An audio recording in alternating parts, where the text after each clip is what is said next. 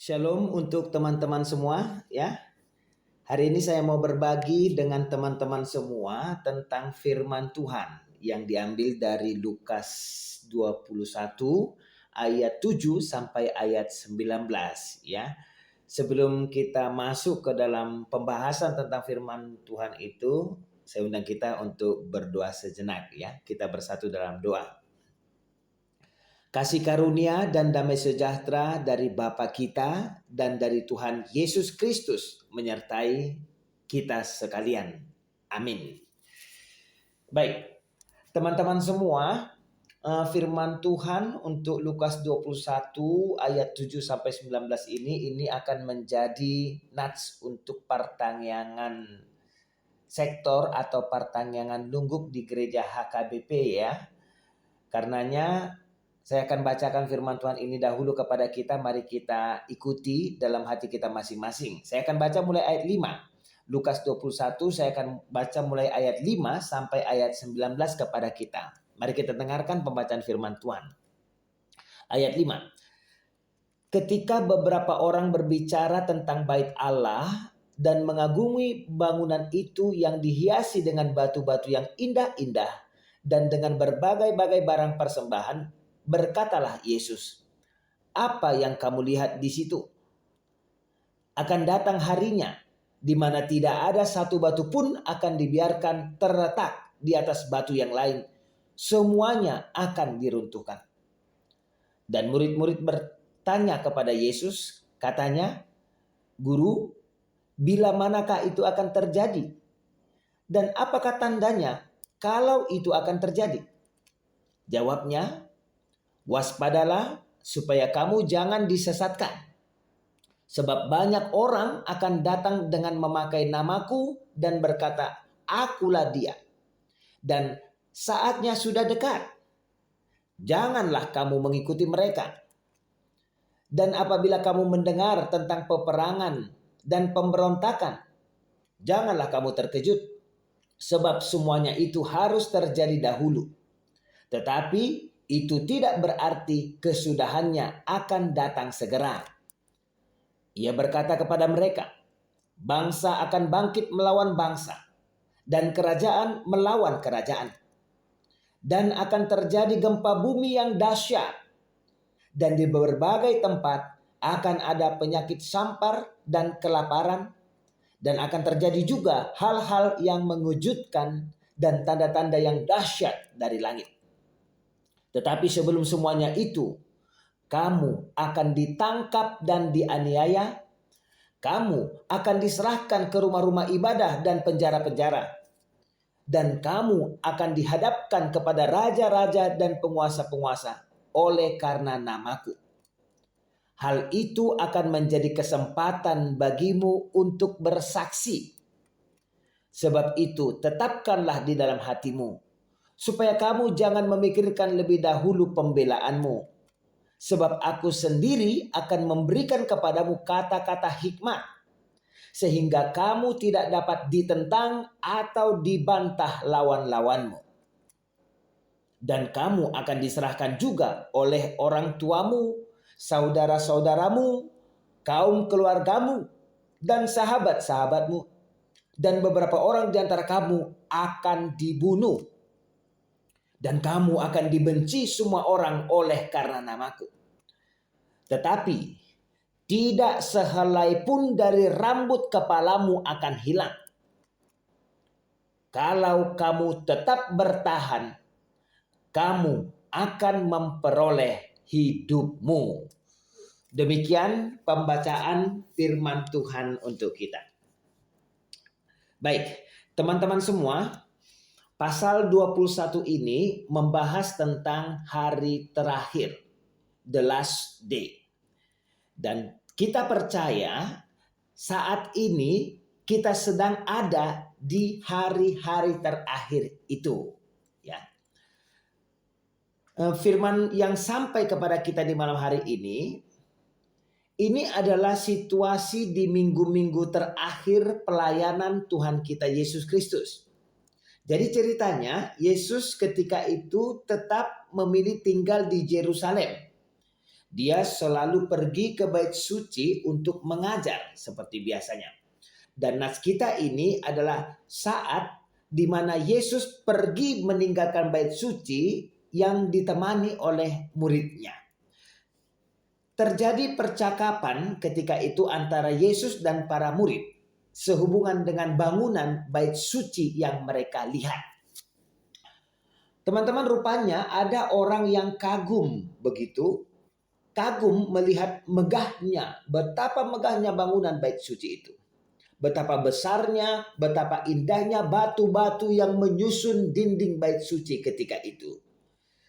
Tetapi Yesus katakan dalam ayat 6, apa yang kamu lihat di situ akan datang harinya di mana tidak ada satu batu pun akan dibiarkan terletak di atas batu yang lain. Semuanya akan diruntuhkan. Ya, jadi di sini teman-teman, Tuhan Yesus menerangkan sesuatu peristiwa yang bersifat profetik seperti itu, bersifat kenabian ya. Di sini Tuhan Yesus menerangkan sesuatu yang akan terjadi di masa depan sehubungan dengan bait suci yang sangat mewah itu yang mereka lihat ketika itu. Jadi dikatakan dalam nats tadi, Yesus mengungkapkan akan terjadi kehancuran Yerusalem yang juga mengakibatkan kehancuran bait suci yang megah yang sedang mereka lihat ketika itu. Dan menurut sejarah yang kita pelajari, dari waktu Tuhan Yesus mengucapkan kalimat ini, itu ada sekitar 30 sampai 35 tahun ke depan baru terjadi. Jadi ini termasuk suatu waktu yang tidak terlalu lama ya, sekitar 30 tahun sampai 35 tahun ke depannya. Tetapi selanjutnya kita bisa menemukan bahwa ketika Yesus menerangkan suatu peristiwa yang akan terjadi, peristiwa yang diterangkan itu juga menjadi tanda untuk peristiwa yang lain yang akan terjadi juga. Yang mana sifatnya itu jauh lebih besar dan jauh lebih global seperti itu. Teman-teman, dalam Alkitab kita ya, kita mengenal ada prinsip double reference. Itu dinamakan seperti itu prinsipnya. Prinsip double reference atau penggenapan ganda. Jadi tentang prinsip ini dalam Alkitab contohnya ada sebuah nubuatan ya, ada sebuah nubuatan yang diberikan oleh seorang nabi atau Tuhan Yesus dalam konteks ini. Jadi nubuatan itu terkadang menunjuk langsung ke konteks histori nabi atau konteks histori kapan perkataan itu diucapkan. Tetapi ada juga nubuatan itu yang menunjuk kepada penggenapan yang lebih lengkap di kemudian hari. Ya, di kemudian harinya. Dan hal yang seperti ini banyak kita temukan dalam Alkitab kita. Salah satu contohnya Maliaki 3 atau Maliaki 4 yang menjadi khotbah minggu nanti. Ya, di sana juga kita temukan prinsip double reference seperti itu. Tetapi dalam konteks Lukas pasal 21 ini, Tuhan Yesus menunjuk kepada kejatuhan Yerusalem yang mana ketika Yerusalem itu hancur, bait suci juga ikut dihancurkan. Tetapi bukan hanya peristiwa itu, ya. Tuhan Yesus juga menunjuk kepada kesengsaraan yang besar yang akan terjadi sesudahnya. Dan tentang ini juga belum terjadi sampai pada saat sekarang kita ini. Atau dengan kata lain saya mau katakan kepada kita, perkataan Tuhan kita Yesus Kristus ini akan digenapi dalam jangka pendek, juga akan digenapi dalam jangka panjang. Seperti itu gambarannya. Karenanya mari kita perhatikan bersama-sama mulai ayat 6 firman Tuhan ini. Ayat 6 dikatakan, apa yang kamu lihat di situ, maksudnya bait suci ya, apa yang kamu lihat di situ akan datang harinya di mana tidak ada satu batu pun yang akan dibiarkan terletak di atas batu yang lain, semuanya akan diruntuhkan. Tadi saya sudah sampaikan kepada kita teman-teman, ini terjadi sekitar tahun 70 ketika Romawi datang memerangi Yerusalem. Selanjutnya kita perhatikan ayat 7 dan ayat 8 dikatakan di sana, Dan murid-murid bertanya kepada Yesus, katanya, "Guru, bila manakah itu akan terjadi? Dan apakah tandanya kalau itu akan terjadi?" Ayat 8, jawab Tuhan Yesus kepada muridnya yang bertanya, "Waspadalah supaya kamu jangan disesatkan. Sebab banyak orang akan datang dengan memakai namaku dan berkata, 'Akulah dia.' Dan berkata, 'Saatnya sudah dekat.' Janganlah kamu mengikuti mereka," kata Tuhan Yesus." Teman-teman, pertanyaan murid Yesus dalam ayat 7 tadi itu adalah pertanyaan yang menanyakan tentang waktu, ya. Bila manakah itu akan terjadi? Pertanyaannya. Apa tandanya kalau itu akan terjadi? Itu pertanyaannya. Jadi murid itu bertanya tentang waktu, tetapi jawaban Yesus bukan tentang waktu. Jawaban Yesus kepada murid itu adalah tentang kualitas iman mereka. Bagaimana kualitas imanmu? Seakan Yesus mau katakan kepada kita, bukan kapan itu terjadi yang penting untukmu. Bukan bagaimana itu akan terjadi yang penting untukmu. Tetapi yang penting untukmu adalah bagaimana dirimu ketika itu terjadi.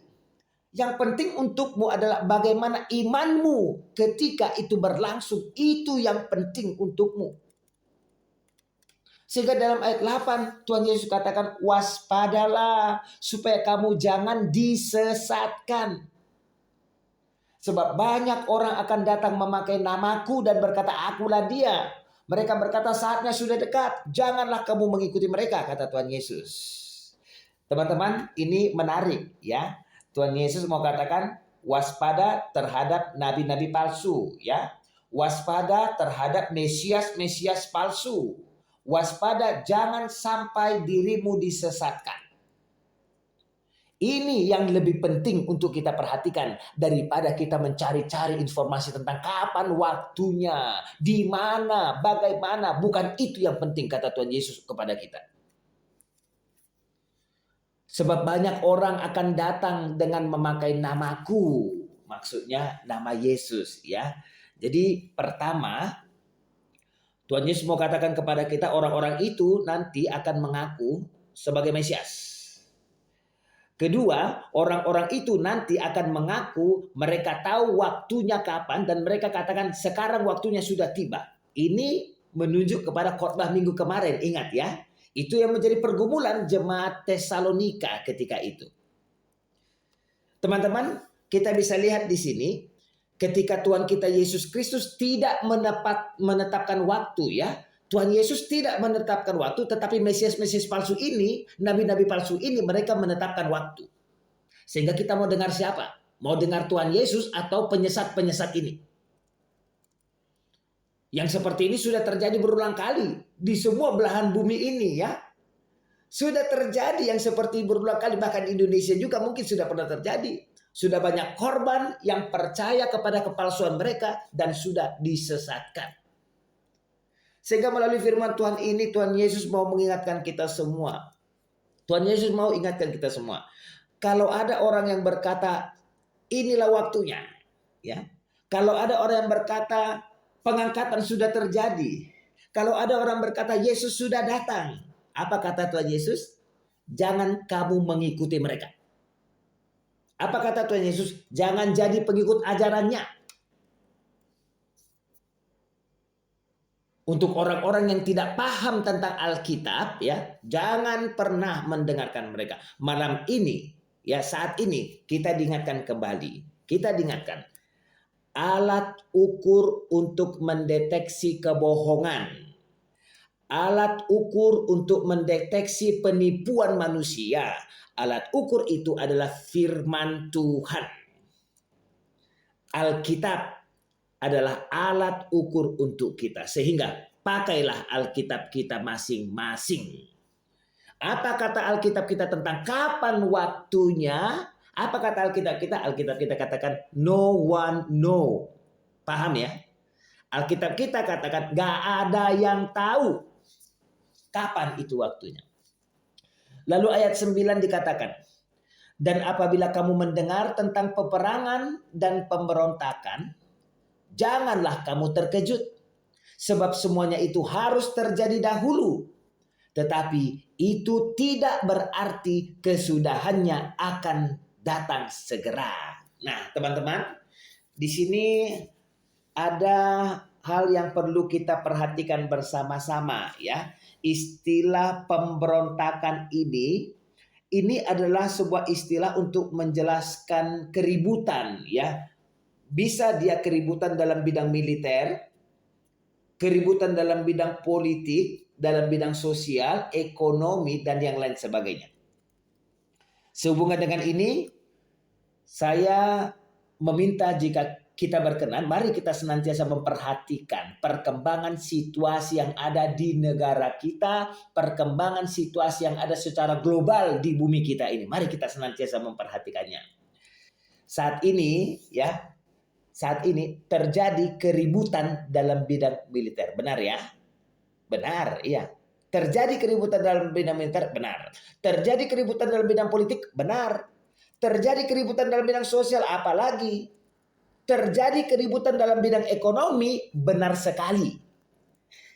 Ya, benar sekali. Saat ini bermunculan loh orang-orang yang meramal kondisi ekonomi tahun depan 2023. Saat ini bermunculan loh nabi-nabi yang meramal situasi ekonomi tahun 2023 dan sebagian dari mereka mau menganalisa itu dari sudut pandang Alkitab seperti itu ya.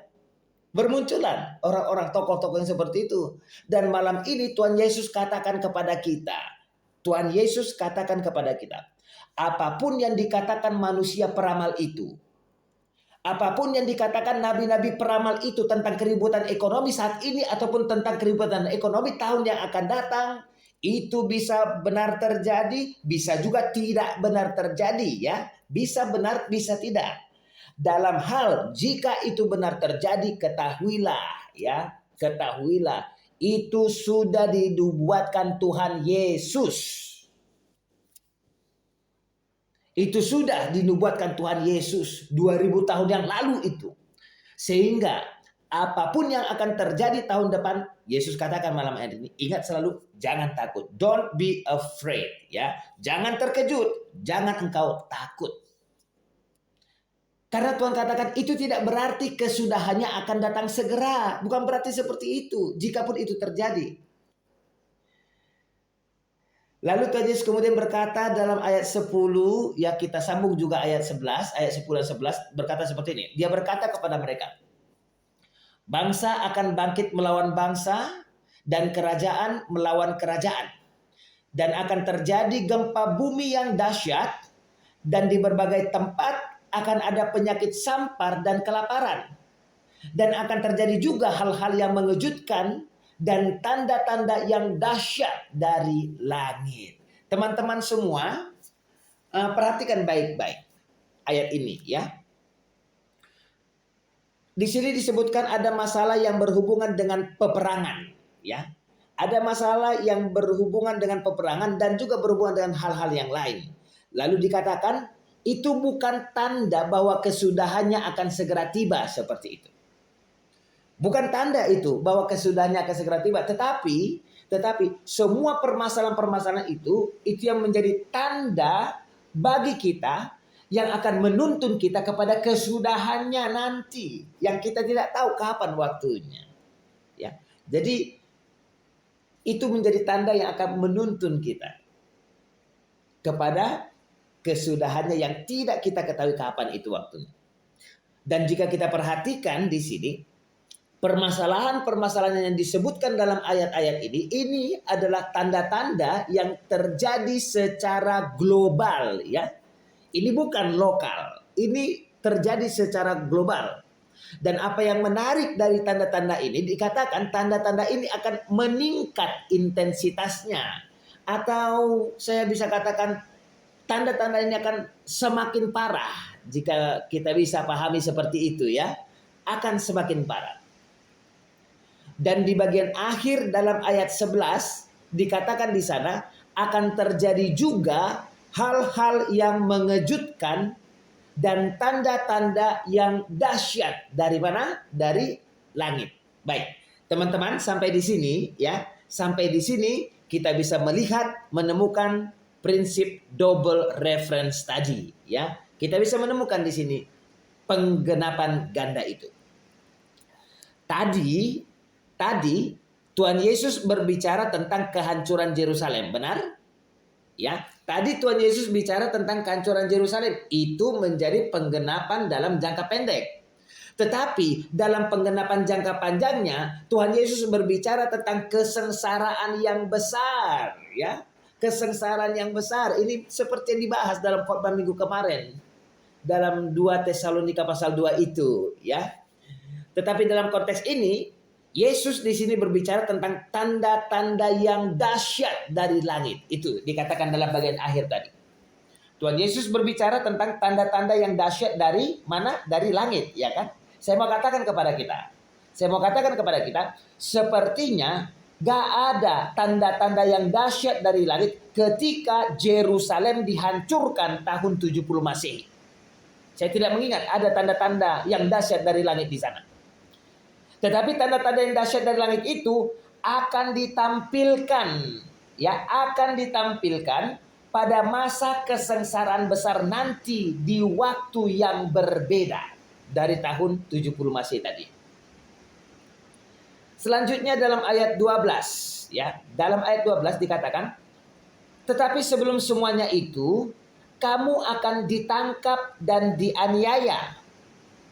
Kamu akan diserahkan ke rumah-rumah ibadah atau sinagoga dan penjara-penjara.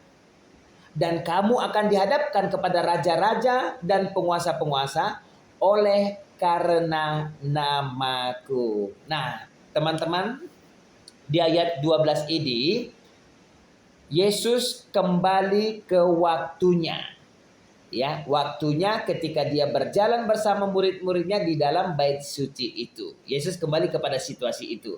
Yesus katakan akan terjadi kehancuran Yerusalem. Yesus katakan akan terjadi penganiayaan terhadap pengikutku, kata Tuhan Yesus. Tapi ini yang perlu kita perhatikan bersama-sama. Tapi ya, ketika penghancuran itu terjadi, ketika penganiayaan itu terjadi, Tuhan Yesus katakan situasi itu akan menjadi kesempatan bagimu untuk bersaksi. Perhatikan ini baik-baik, ayat 13. Jadi Tuhan Yesus ingatkan kita semua teman-teman, tugas kita apa? Bersaksi. Nih, ini keren ya. Tugas kita apa? Bersaksi. Ketika terjadi penghancuran, tugas kita bersaksi. Ketika kita dianiaya, jangan lupa kita harus bersaksi. Justru situasi penganiayaan itu ditetapkan Tuhan kita supaya itu menjadi kesempatan bagi kita bisa melakukan kesaksian. Tetapi kemudian ada ide yang diangkat di sini.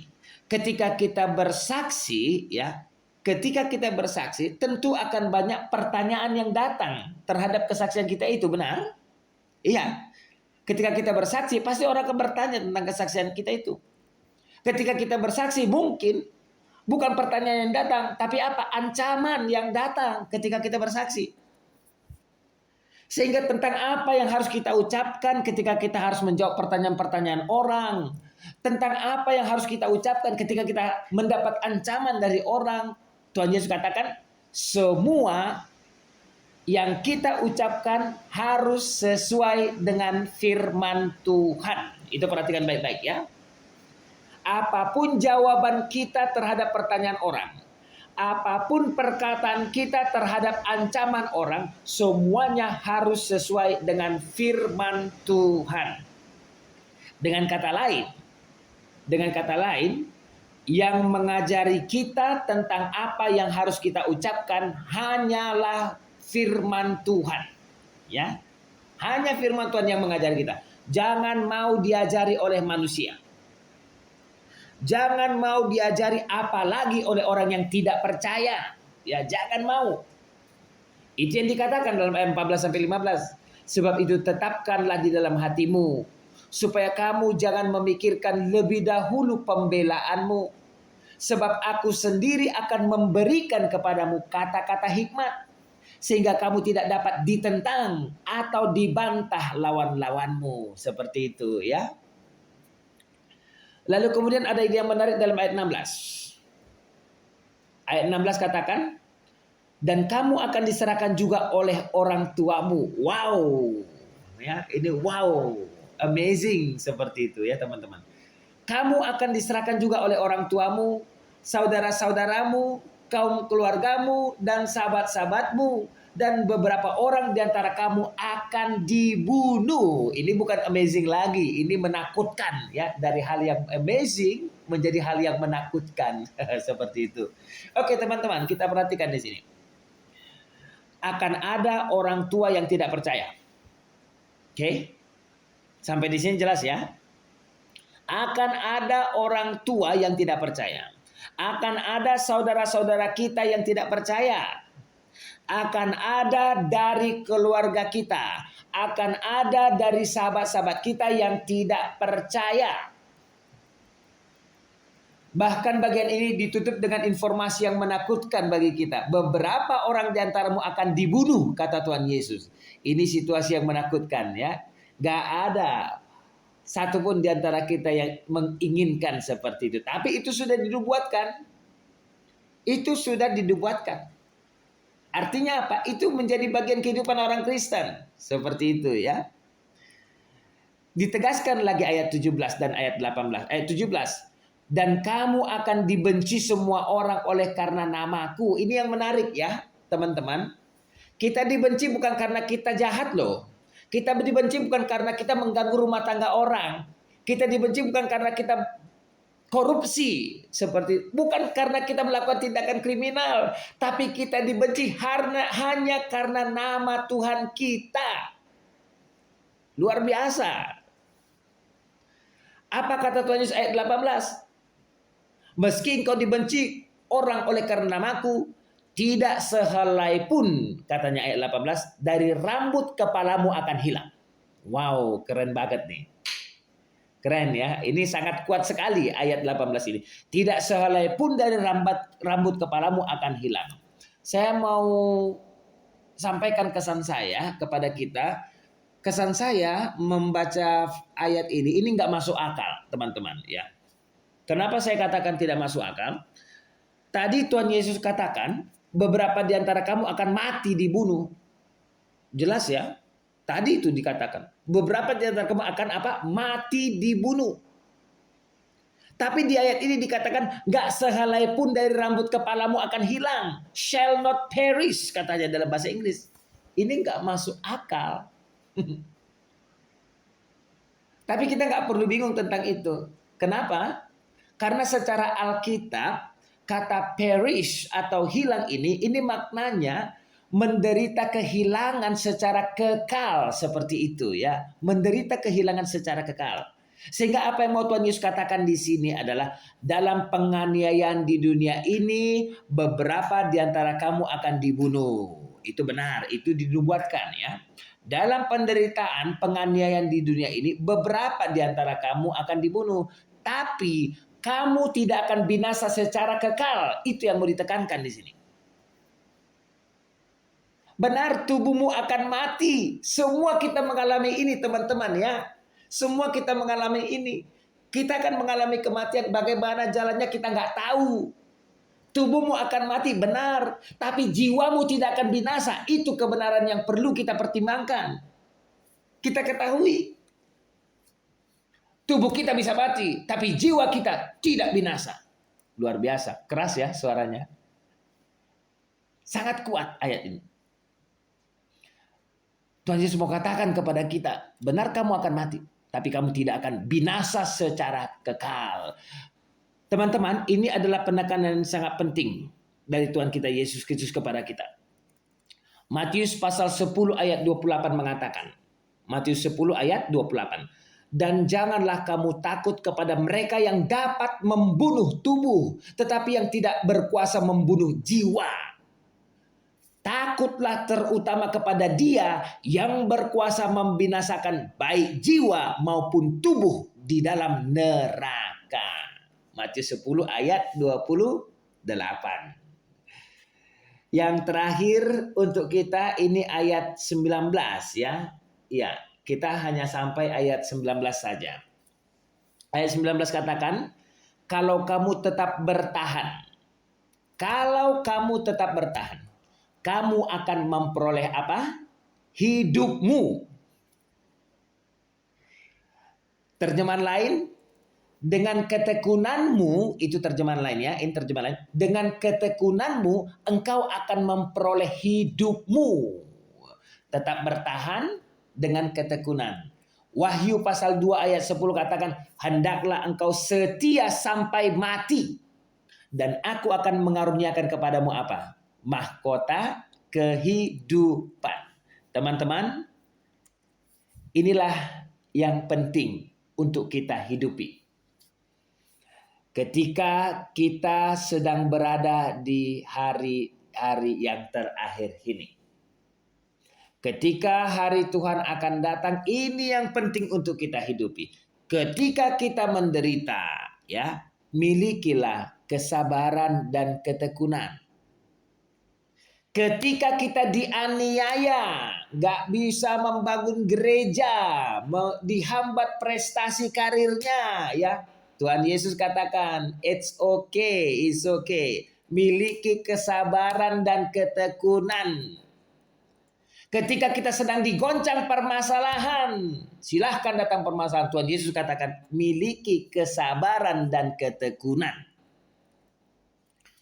Sehingga inilah yang mau kita ingat melalui firman ini, ya. Saya mau katakan kepada kita, orang percaya yang sejati.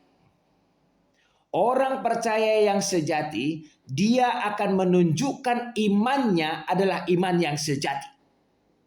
Melalui apa? Kesabarannya, ketekunannya di dalam penderitaan. Jadi prinsip kita sekarang, silahkan datang hari Tuhan itu. Itu prinsip kita. Silahkan datang hari Tuhan itu. Apa yang penting bagi kita sudah kita terima, sudah disampaikan Tuhan Yesus kepada kita pada saat ini, malam hari ini. Tugas kita, ingatlah apa yang sudah Tuhan tugaskan kepada kita. Jangan lupakan itu. Tetapi tidak hanya mengingat, kita juga ditugaskan untuk menunjukkan iman kita melalui apa? Kesabaran kita, melalui ketekunan kita, dan juga tidak menjadi takut. Tidak menjadi takut. Tuhan Yesus menguatkan kita semua. Tuhan Yesus memberkati kita semua. Amin.